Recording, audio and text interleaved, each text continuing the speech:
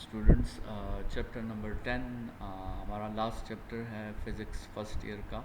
और आज हम उसके एमसीक्यूज़ जो हैं वो डिस्कस करेंगे। क्वेश्चन नंबर 1 आपके साथ है, assume we can change the equilibrium state of a system via two different processes. ठीक है, दो प्रोसेसेस के हेल्प से हम किसी सिस्टम के इक्विलिब्रियम स्टेट को चेंज कर रहे हैं।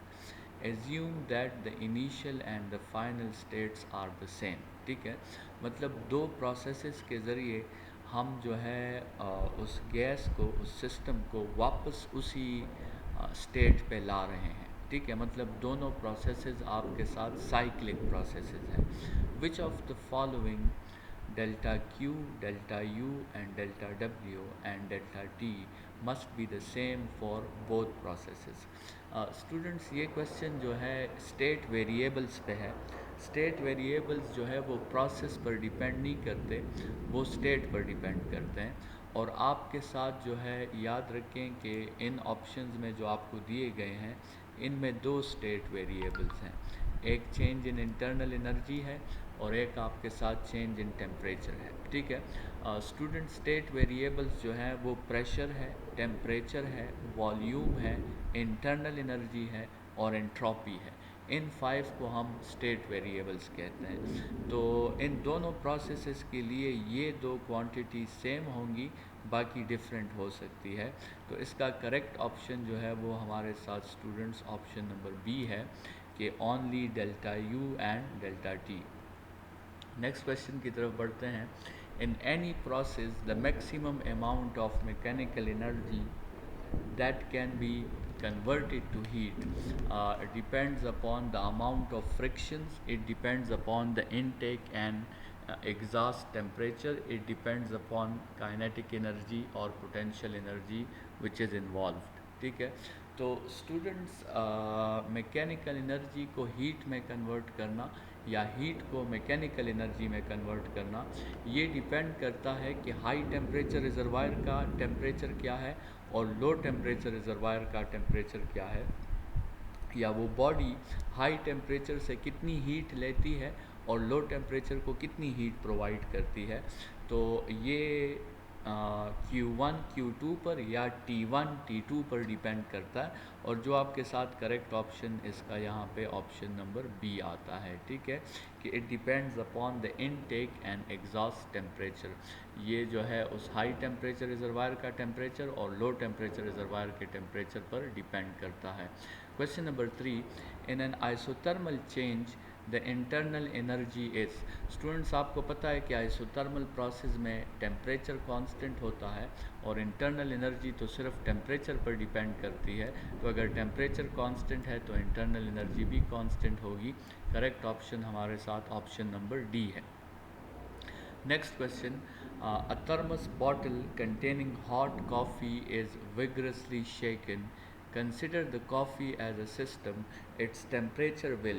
Students आपको पता है कि kinetic molecular theory कहती है कि temperature is the measure of the average kinetic energy।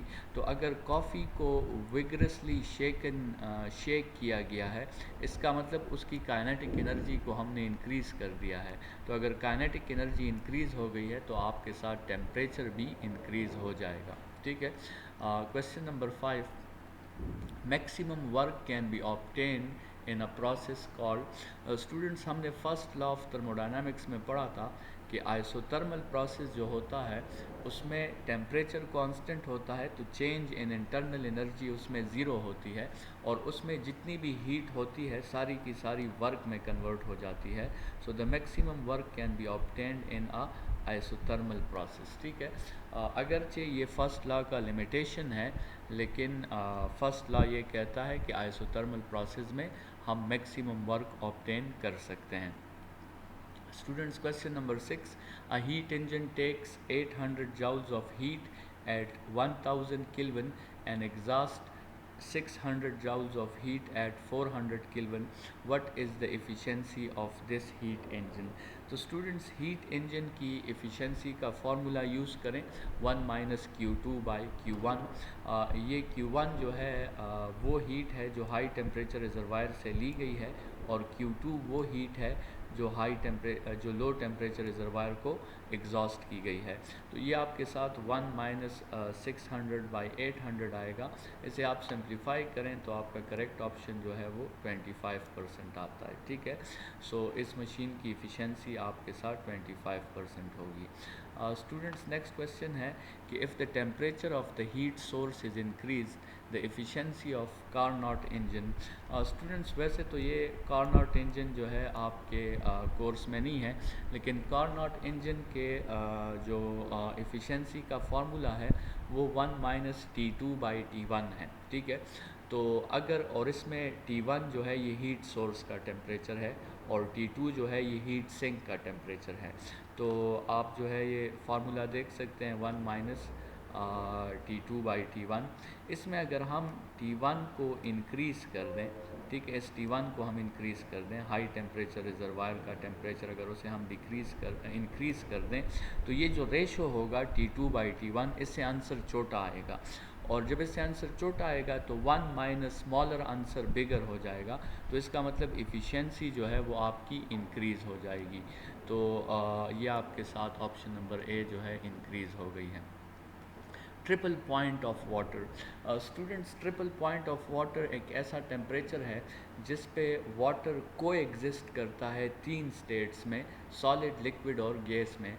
और ये स्टूडेंट्स याद रखें, डिग्री सेंटीग्रेड में ये टेम्परेचर 0.01 सेंटीग्रेड के इक्वल होता है और केल्विन में ये टेम्परेचर 273.16 के इक्वल होता है।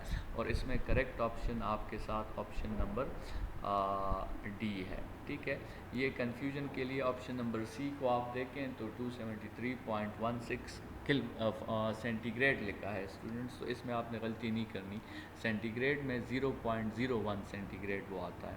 अच्छा, question number 9, a real gas can be approximated to an ideal gas। Students, ideal gas हम उसे कहते हैं जिसमें इंटरमॉलिक्यूलर फोर्सेस जो हैं वो ज़ीरो होते हैं। ठीक है, और उसकी विस्कोसिटी जो होती है वो ज़ीरो होती है और उसमें पोटेंशियल एनर्जी बिल्कुल मौजूद नहीं होती।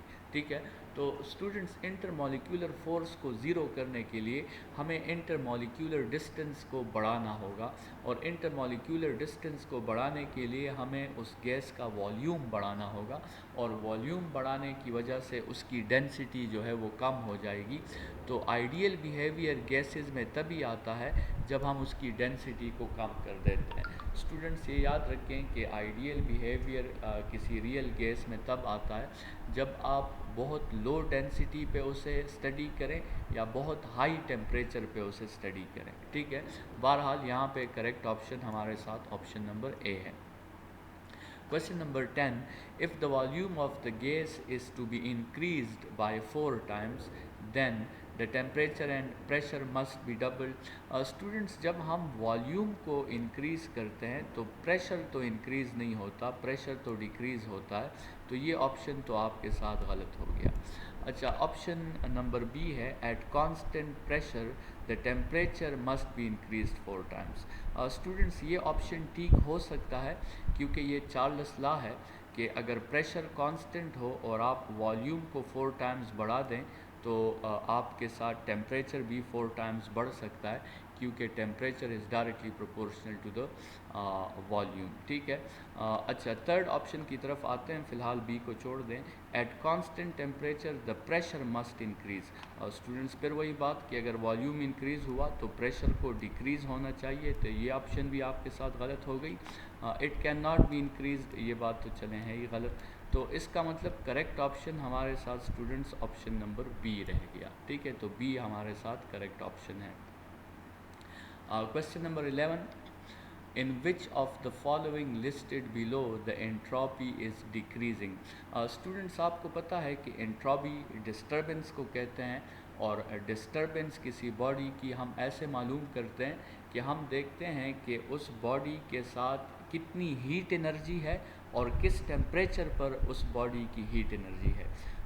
नॉर्मली बॉडीज़ की एंट्रोपीज़ तो इंक्रीज़ और डिक्रीज़ हो सकती है, लेकिन सेकेंड लॉ ऑफ थर्मोडायनामिक्स ये कहता है कि पूरे यूनिवर्स की एंट्रोपी, पूरे आइसोलेटेड सिस्टम की एंट्रोपी हमेशा इंक्रीज़ होगी। लेकिन स्टूडेंट्स, अब यहाँ देखते हैं अ प्लेट इज़ शैटर्ड, तो इसका मतलब ये है कि अगर प्लेट को हम शटर करेंगे तो काइनेटिक एनर्जी बढ़ेगी, तो डिस्टर्बेंस बढ़ेगी, टेम्परेचर बढ़ेगा, ये ऑप्शन तो नहीं है। एग इज़ स्क्रैम्बल्ड, उसमें भी आपके साथ काइनेटिक एनर्जी बढ़ने के चांसेस हैं, ये ऑप्शन भी नहीं है।